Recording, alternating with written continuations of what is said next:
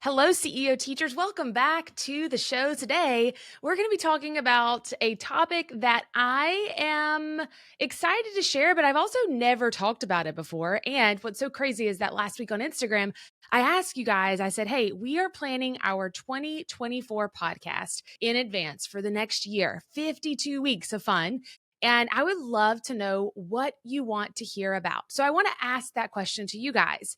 I would love to hear what our listeners want to hear. If you would do me a favor, I'll do you a favor. If you'll head on over to the review section in the podcast, wherever you get your shows, whether that's on iTunes or in Spotify, and leave us a review here for the show, go ahead and tell me exactly what you want us to talk about next year.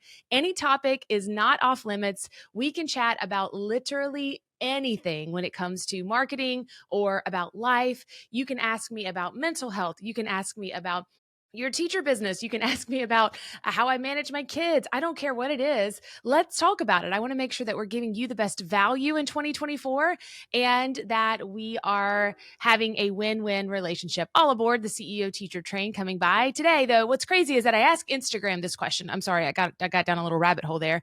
And I said, hey guys, what do you want to hear about in 2024? Send me a direct message. And a lot of people sent back that they wanted to talk about virtual assistants, which is crazy because we already had this show planned and you guys just sent those messages. So today, that's exactly what we're going to be talking about. It's how to hire your first VA, which stands for virtual assistant, but really how to start thinking about what it might mean to delegate your business, because that's a really important part of growing and making your business even more successful. And if you're listening to this thinking, I've just started, I don't even kind of want to think about it, I want to encourage you to put your listening cap on and still hear this message, to still hear what I'm going to say. Because I think sometimes when you listen to things before you're ready, it encourages you to push forward even faster. So stick around. You don't want to miss it.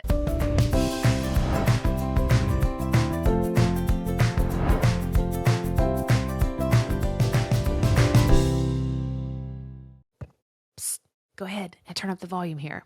Are you the educator with a multitude of talents and passions, the classroom teacher who dreams big, or a rock star human with a passion for education? Because keep listening, it's your turn to make your mark on the world. As a teacher, you work so hard for your students. You create meaningful lessons that impact your kids for years and years to come. And when you combine your passion and your experience with something educators need, you go all in. And that, my friend, is where the magic happens. It's time to share your teaching ideas, your materials, your resources to start making a bigger impact and influence the world of education.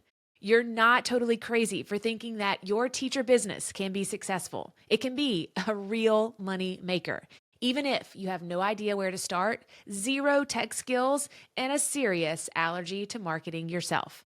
The 10 steps to get started selling your teaching resources online is your roadmap to help you take massive action and prioritize the most important biz tips as you begin the journey towards living your #best life. When you're ready to take the guesswork out of turning your teaching skills and talents into an online business and turn your passion into profit, go to caseymorris.com/10 steps to get your brand spanking new workbook and join a world where there is no cap on the pay scale and where you get to make a bigger impact on your own terms. That's caseymorris.com/10 steps. And you can type it in your browser just like this. KAYSEMORRIS.com/10 steps. And I'll see you inside of the workbook. I feel like I need a support group for women who love quotes because I trip out. Like I shared, I think on the first webinar we did a couple weeks ago, like 3 or 4 quotes, and the team the next day was like, what if we just like cut it back to one? Like, what if we just didn't share all 4 quotes? And that took like 15 minutes because I started just rambling about it. And they were right, but it was really hard to just narrow it down to one. I am a quote girl. I think that's why I love Taylor Swift so much. I just live for words. I do. So I'm going to share 3 quotes. They're going to be really short. The first 2 are. The first is, you have to know when to delegate down so you can rise up. That was cheesy, but it's true. It doesn't say who wrote that. I'm not sure. And I don't know who wrote this one either, but do what you do best and outsource the rest. But my favorite one is from an author that I read before I was ready to read this. I started reading this book probably 5 years ago. I am going to go get it in physical form. I listened to it on audiobook. I'm going to go get it in physical form tomorrow. I feel like I need it again.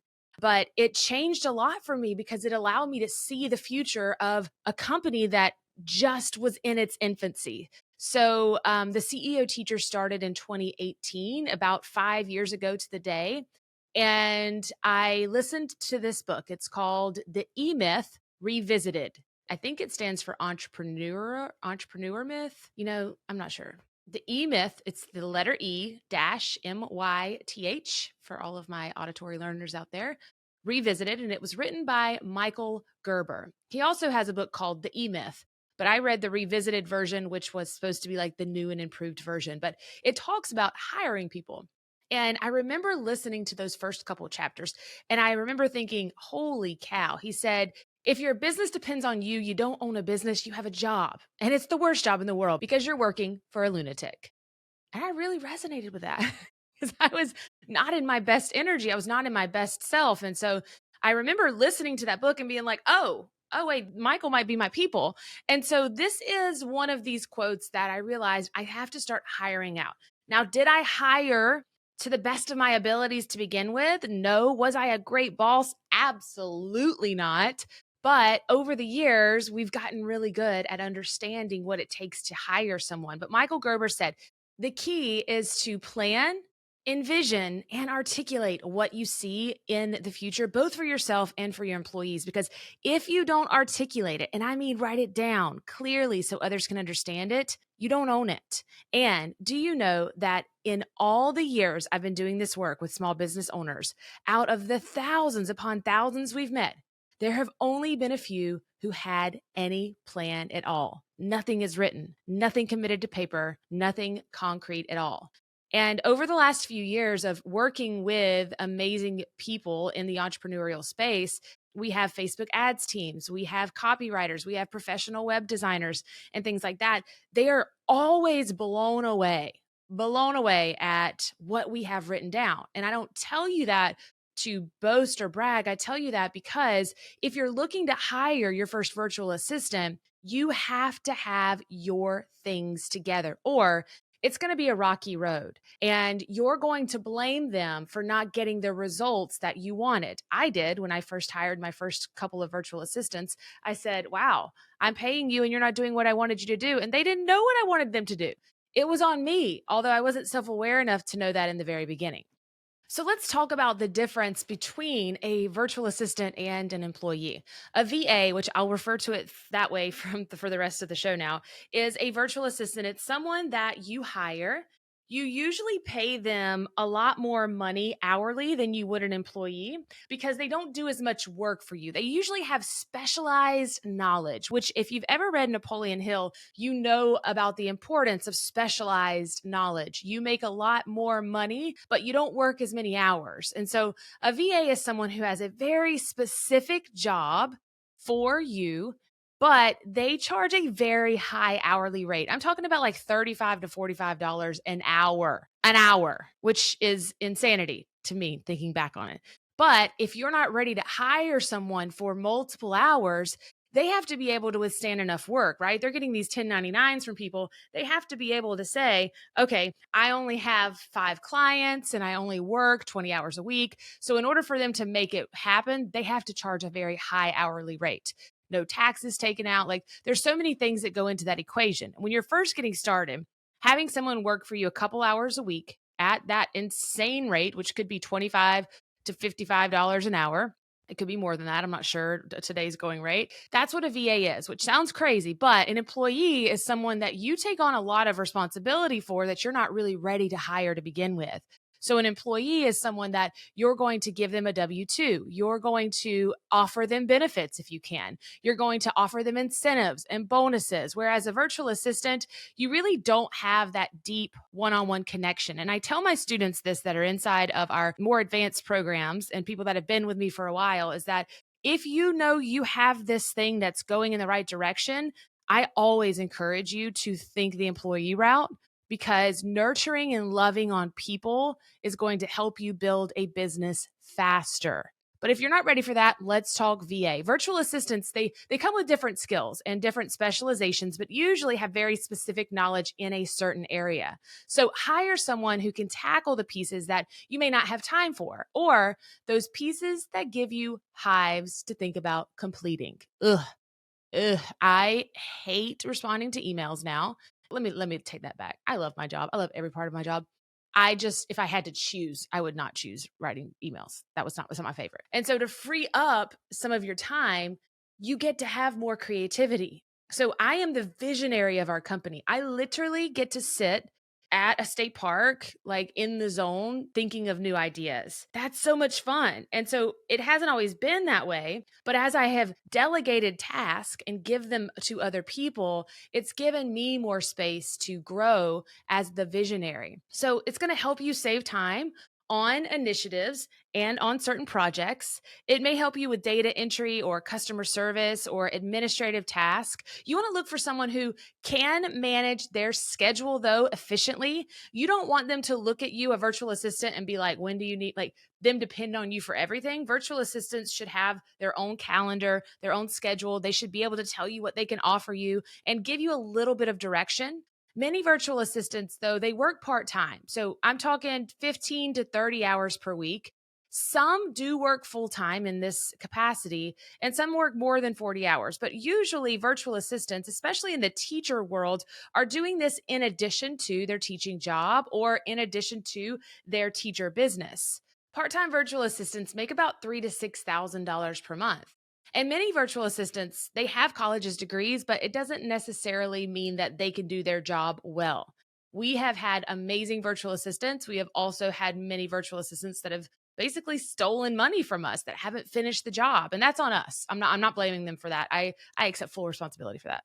78% of virtual assistants are older than 40, which is crazy to me, and 16% of them are in the 30 to 40 range. VAs can be called OBMs, which stands for online business managers, and you can find VAs at these places. My favorite one is Fiverr, Fiverr. I have had amazing experiences with Fiverr. I still work with someone on Fiverr constantly, and I don't pay him enough money. I'm like, I feel like I don't pay you enough money for the things that you do, but he has very specialized knowledge in a very specific area. And he takes me as a client like in an instant. If I have an issue, he can call me on the phone and we're good to go. Now that's taken years to get there. But I also found another person on Fiverr that I don't work with anymore, but was absolutely amazing. Upwork is another great example. Daftco, Daftco, Zirtual, Zirtual, VA Staffer, and Woodbows, which has bilingual support. Friends, if you're looking for anything I just mentioned, you can check them out in the show notes to click on them. And I highly encourage you to search there before you go into any of these groups and find teacher VAs, because these people are going to be less expensive if you need basic generic work. Now, if you need specific teacher VA work, then you may want to go in those groups. So today I want to give you 6 tasks or projects that you should hire out starting today as you begin to hire your first virtual assistant. The first thing you should delegate, in my opinion, is graphics. Now, when I'm talking about graphics, I mean social media, maybe some resource images like flat lays or the covers or table of contents inside of your TPT products. Maybe you're launching a program or a service. So what you cannot do, though, is that you cannot expect a virtual assistant to read your mind. They are not Miss Cleo. They do not know the future. You have to be so specific that at the end of hiring them, you should be able to say, it might have been easier if I'd have done this myself. And that's going to sound dumb. It's going to sound dumb to say, because the first time you do it, it's going to take you longer than if you would have done it yourself. And you may think to yourself, and I love sharing this when I'm on stage and I'm sharing to an audience, that you're going to think this to yourself. You're going to say, nobody can do it as good as I can do it. That is the most ignorant thing you could think as an entrepreneur. Because let me tell you something, somebody can do it as good as you can do it. In fact, if you let them, they can do it better. And I never believed that until I hired the dream team 3 years ago. When I let go and let them step into their creativity, our business went to new heights. When I said, this is on you, I want to see what you can give me. But make no mistake, they had a very specific guide. Now, it was a toolkit, not a rule book. It was, here's what we do. Here's what it looks like. Here's 20 examples of it. Here is exactly how you do it, step by step. My employees, when I gave them a task when they first started, there was no gray area. I showed you step 1 to step 101 via video, via step 1, step 2, step 3, step 4 written out, via images and examples, all of that. And now every single thing in our company is written out like that. It took us 2 years. It took hiring someone that could see how much I needed help in that direction, because I'm actually not very good at the fine details. I'm actually really bad at it. But when I hired these people, I had to get good at it. And so being able to give that to someone else, if you come on in our company and I'm not here for a year, everything that we do, minus my voice and me in person, could be replicated by anybody that comes on at any day and time. That is powerful. So if you're going to delegate something like graphics, you cannot assume that people can read your mind. They can't. They have no idea what you want. And so I've had graphic designers in the past where I tell them and then they make it. I'm like, that's not it. And they're like, well, tell me what to do better. And sometimes they get offended, but the best type of work is when you send out a vision, you have all the step-by-step things. And if it comes back and it's not what you thought, you can say, hey, let's do this. Let's do this. And they go, okay. And they fix it and they do it. When I tell you, we have very few revisions now because our people, we are firing on all cylinders. Our graphic designer slays, our web designer slays, our integrator slays, our copywriter slays. Like I never go, just missed the mark. I don't do that because the vision is so clear, but action brings clarity and clarity produces results. The vision doesn't get clear until you've been doing it for a while. The graphics don't get good until you know what works and what doesn't. But let me just be the first to tell you that as you hire people, and you want them to create your graphics, the first time you give them the task to do it, it's going to take you 10 times longer than if you would have done it yourself. But I want to re-hit you with that quote that I said earlier. And that is, if you believe that no one can do it better for you, that's the most ignorant thing that you can think of as an entrepreneur. And I'm not joking. And I know that all of you are thinking it because I thought it too.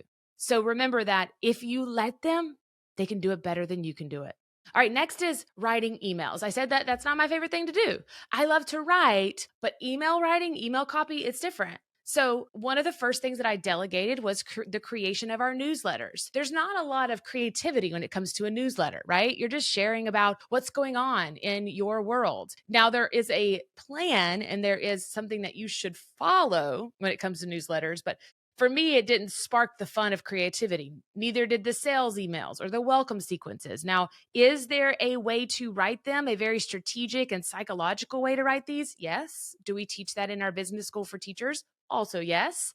But for me, delegating that was really important. So I gave them the know-how. Here's exactly what you do. Here's what our newsletters look like. Here's what our sales emails look like. From step 1 in our launch sales email to step 101. I didn't know what I was doing until I had done it over and over and over again. So it was hard for me to delegate that until I knew exactly what I wanted.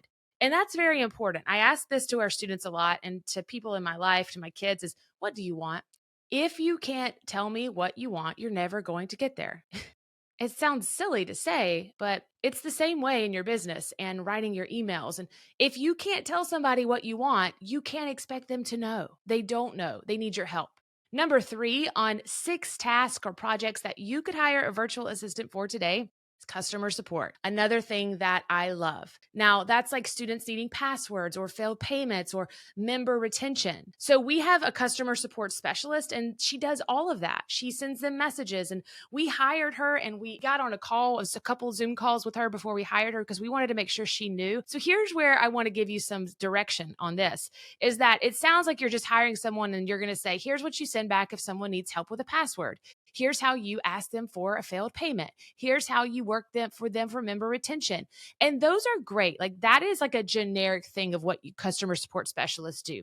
But here's where the game changed for us, is that I spent a lot of time with our employees creating a company folder, a company vision, a company mission our plans. And I teach all of that in our business school, but I spent a lot of time working on who we were as the CEO teacher, our core beliefs, our expectations. Our number one core value, be a good human, be good to all people. Our number two core value is family first, family always. And when you have a picture of your vision, of your mission, there are images that we show that says, here is the tree. Here's how we plant the seeds. Here's how we grow. Here's how our students grow and the roots grow. When they can see everything, when they look at it and your employees or your virtual assistants go, oh, then if there's ever a question, you go back to our core values. So if there's a disgruntled customer, be a good human, be good to all people. If someone has a hard time with a payment because they had a baby or they are struggling because they lost a loved one, you remember family first, family always. And so I get chills just thinking about it. I love my job. So having these like core values and these core beliefs is that it steps in when you don't have all the answers, because customer support undoubtedly is going to have moments where you don't know the right things to say. So instead of the employee having to come ask me, oh, well, this person just had a baby and they're really struggling financially and they want to know, can they just pay their payment tomorrow, even though it was due yesterday? Yes, of course. Of course they can. We're going to hold it. We'll email them tomorrow. And that is such a way to sleep at night, is to know that you have a vision and a mission. Now, it's not easy to create these things. There is a very step-by-step procedure that needs to be taken, but knowing that going into it before you hire someone is so important. Next is web design and maintenance. You should get help setting up the back end of your website, making sure all the pieces work together and they run smooth. You should get great quality help. We have some recommendations that we'll leave in the show notes of people that we have seen prove themselves again and again. I think about Alexis at Laugh, Eat, Learn. Our students share her name on our coaching calls all the time. I can confidently tell you that Alexis at Laugh, Eat, Learn is going to slay. She's going to slay your web design as a teacher. She's going to slay the calendar, the timeline. She's going to do what she says she's going to do. And I would never recommend someone on my show unless I had seen that. I've seen that for years now. And so that is wonderful. Hire someone in web design and in maintenance that's going to help you. I hired someone in web design who I thought was the real deal, y'all. The real deal. Come 3 hours before we launched our biggest sales page in the world, crickets, ghosted us. I spoke to this person on camera multiple times. I'm a pretty good judge of character, and I got bamboozled. We got bamboozled. That was the most stressful 3 hours of my life. We made it. We made it, but make sure you do your research. Google the people, look at the reviews. Don't trust someone with your web design and maintenance unless you know they are the real deal. That's a really big deal, okay? Another thing that you could hire people for, number 5, is managing your social media. I still like to connect with my audience. I still love the voice messages. I still love the DMs, but you can absolutely hire a VA to help you, especially during launch periods or as a way to sift through the noise of spammy accounts and legit contacts. But here's what I know for sure, is that if you are not having a direct hand in your social media, if you do not have the vision, if you do not see the picture, it's never going to be anything but basic, because people are not able to articulate what you want in social media. It's boring, it's bland, it's basic. The 3 B's of not knowing where you're going. So I'm going to ask you again, what do you want? So for us going into this launch is I wanted to be very personable. I wanted to do reels that weren't just motivational. So back in March, I started doing 75 hard and I started testing. Every day I'm going to show up. I'm going to see what hits, what doesn't. And I realized that fostering that relationship with my customers was so important. I see very large entrepreneurs right now struggling because they have forgotten to be a person. They've forgotten that they are not just a business or a company. They have to really connect with people. And I want to encourage you that even though you don't have to be the face of your business, you do have to be the heart. And so hiring someone in your social media in the beginning, remember, it's going to be twice as hard because you need to know where you're going. You need to be able to answer, what do you want? And then finally is scheduling or time management. This is the best thing I ever hired out. I know that my company would not be where it is today without Allie Elliott, our virtual assistant. I know that I am not a good scheduler. I know that I am really bad with time management. finding someone, she is an employee. She started out, I would say, as a VA that can tackle your daily schedule, that can set your meetings up, that can tell you when to podcast, tell you when to interview, tell you when you're going to be doing speaking arrangements and color coordinate it for you. For me, that was everything because I cannot keep track. I can only see the larger projects, but I can't break them down into task by task. I know where we're going, but I can't get there without her. And I tell her that and cry about it all the time, all the time. So I genuinely know that I could not do my job as good as I do it without someone now breaking everything down for me, making sure that they are developing our company piece by piece. It takes the biggest load off of my mind and helps me be a better visionary for our job. Now, a few things to consider before you hire a virtual assistant is that you need to do your research before hiring, which I mentioned before, that you must create systems in your business first. I kept saying it's going to take you more time in the beginning. We have an entire mini course program in our business school just over how we have built our systems and our processes. Single-handedly the most valuable thing you could possibly get in a cheap monthly membership, in my opinion, because we know the systems that work. I can show you how to break a task down, how to put dates on it. It works, and it's worked for us. And we have proof that our people that we work with, our ads teams, are like, I can't believe how organized you guys are. Clearly outlining tasks and responsibilities is how you have a very successful virtual assistant. Creating video recordings, voice overlays, step-by-step written instructions, images that they can follow, having contracts in place. We have a very detailed contract that our people get before with their responsibilities, what they will execute, when they will be due to us, if there's a non-compete clause, how we share our passwords with them, how long they'll be in our programs, how to keep track of their time, what our communication will look like, whether it'll be email, text message, Slack. All of that is written out before we hire out. And I'm not saying that you have to do that today, but what I'm saying is it must be on your mind if you want to be successful. And always know it ain't always going to work. It's not. And it's not personal, it's business. And my brother, who I have two brothers that are attorneys, I know I share about them a lot. One is the sweet salt of the earth, and the other is the bulldog. They're both, I love them dearly, but my bulldog brother tells me, Casey, it's not personal, it's business, it's black and white. So don't take it personally. Do not let someone else's energy affect you. If it doesn't work out, I'm sorry, bye. We'll find someone else. It's fine. It's okay to take time to find the right thing. In a season of waiting, it's always going to be okay because the next best thing is coming your way. The flexibility, having a diverse skill set and creative opportunities are the advantage here. And so you're not always going to find it, but the feelings of isolation mean that you just need to work on your self-discipline and that someone will come in the right time. Because one of my favorite quotes is, when it's right, it'll be.